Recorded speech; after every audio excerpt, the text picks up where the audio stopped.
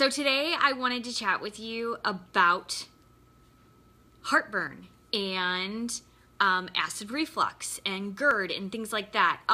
They are incredibly painful. So many of us deal with them. Actually, statistically, 60 million Americans deal with acid reflux at least once a month. And 60% of the American population will deal with Gerd within a 12-month period. So it is super, super common for people to deal with acid reflux and heartburn. It's like just an average thing for people to say, oh my gosh, I deal with heartburn, which is not good because that has led to like the third most prescribed prescription in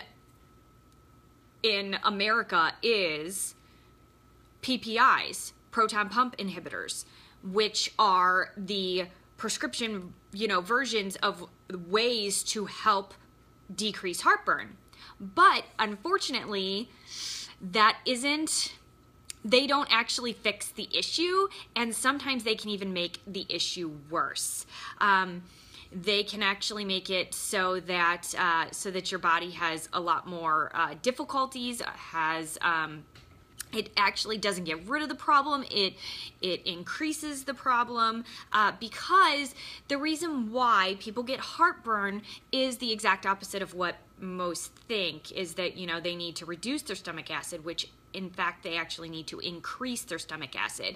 Heartburn and acid reflux are a sign that your stomach acid is too low, which yesterday I had made a post asking like what were some remedies that people use to control their heartburn, and I saw like a bunch of different things. I saw pretty much everything that I have researched and found, but some of the things that I saw that people really felt like worked well were in essence adding more acid to their stomach because that's what it is.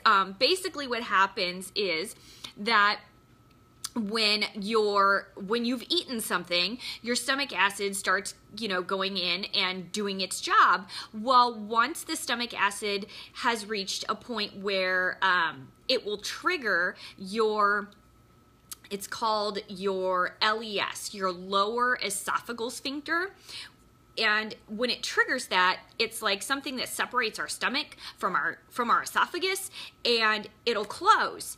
And when our stomach acid isn't high enough to trigger that reaction, then what ends up happening is like food starts to creep back up and stomach acid starts to creep back up, and then you end up with that very awful burn, and then your food doesn't get digested well, and then you have gas that's creating the force of pushing that food up further.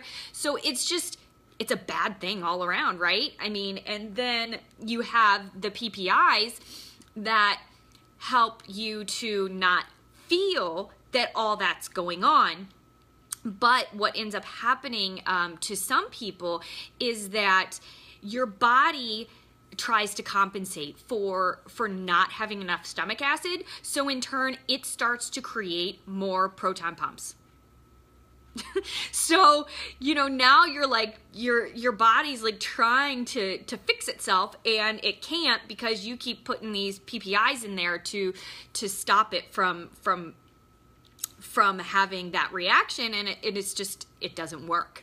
So the tips that I have for you today are more along the lines of not just to squelch the pain, the initial pain, but also to help you to possibly get on the journey to healing, or to do it just the opposite direction without a PPI, because the PPIs actually have a lot of bad side effects, especially long term, because initially what they have been approved by the FDA to do is to only be taken for 4 to 8 weeks at a time. And the majority of people that are taking them for much, much longer periods of time. They're on them for years at times. So, and that obviously is going to have an adverse reaction if you know, if you're not even supposed to be on them for that long. So, now, I'm just going to give you a few of the tips here on this live. I will post a blog later on with more of the specifics as to why certain things work and just more information about everything to do with heartburn and acid reflux. And so now, the things that I have found that are a good alternative to taking a PPI, or and if you are on a PPI, do not start doing any of the supplements without checking with your doctor first, and do not come off of your PPIs right away either, because that can cause issues too. You need to find a physician that will be able to help you along that journey.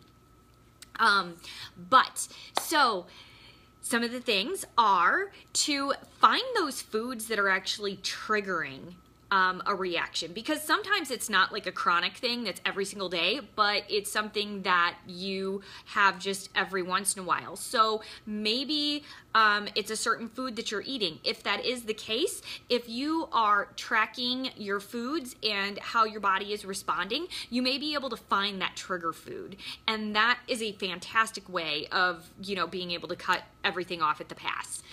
Now, as to help with the stomach acid and increasing your stomach acid, there's a few different things you could do. You can do beta-9 HCl pepsin with pepsin, and that is actually part of stomach acid. It's I actually take that myself because I have learned that I have low stomach acid, and it probably had a little bit of a hand in leading to my autoimmune disorder, dealing with subclinical hypothyroidism, because the two go hand in hand. Low stomach acid can lead to multiple different things, and that is one of them, is autoimmune diseases. So beta-9 HCl pepsin, and you take it with meals. Again, you will want to check with a physician. Naturopaths work with that. And then another thing that you can do to increase your stomach acid, like if you are actually having a reaction at that point in time and you need to quelch it, is lemon juice. Lemon juice is a good one. And then apple cider vinegar, and it's best to use the raw unfiltered apple cider vinegar that has the mother in it, because the mother adds additional bacteria that helps to heal your gut and get it to a better place. Another thing are probiotics. They are a huge help in getting your gut flora to a good place so that you can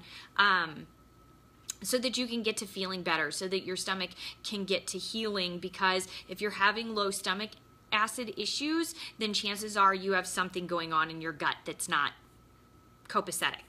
So you would need to, also check with a physician, because there are certain pill forms of probiotics that you can take, and that would be a good thing to have in addition, but that is something that a physician would be able to tell you exactly which types and how much of that. Otherwise, you can just also add in probiotics of like fermented foods, kombucha, kefir, sauerkraut, kimchi, things like that.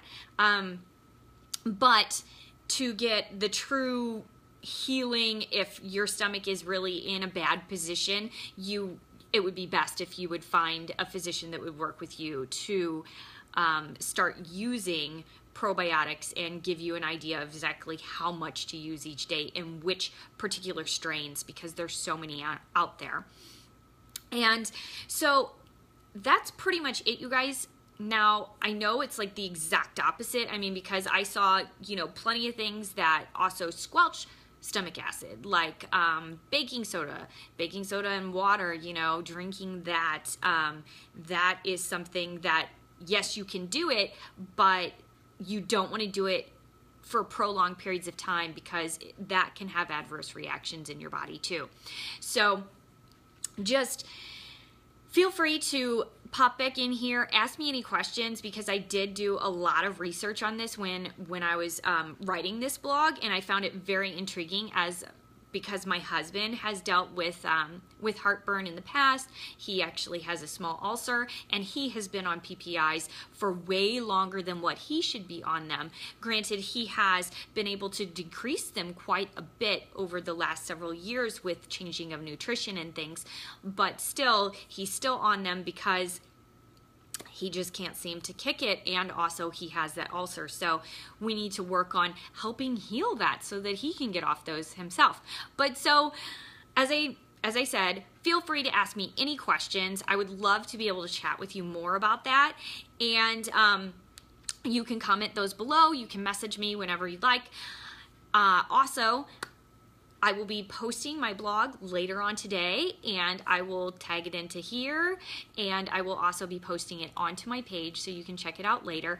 But all of the information that I just given you with a lot more detail is going to be in there, as in specifics as to how much to do of each thing. And yeah, so I hope that it helps you, and I hope that I really appreciate that you guys popped in and gave me so much feedback yesterday, because it really got my wheels spinning and got me, it really showed that the things that I was reading really are factual working things, because so many people mentioned them as I was reading through. All right, well, I hope that you have a wonderful, wonderful day, and check back later for the blog. Also, if you want to catch any of my other blogs, I did a bunch on natural remedies. I've done them on multiple different things. Feel free to hop over to my blogs at beverlyschlag.com and check those out there. Otherwise, I will be chatting with you guys later. All right, bye. Have a wonderful day.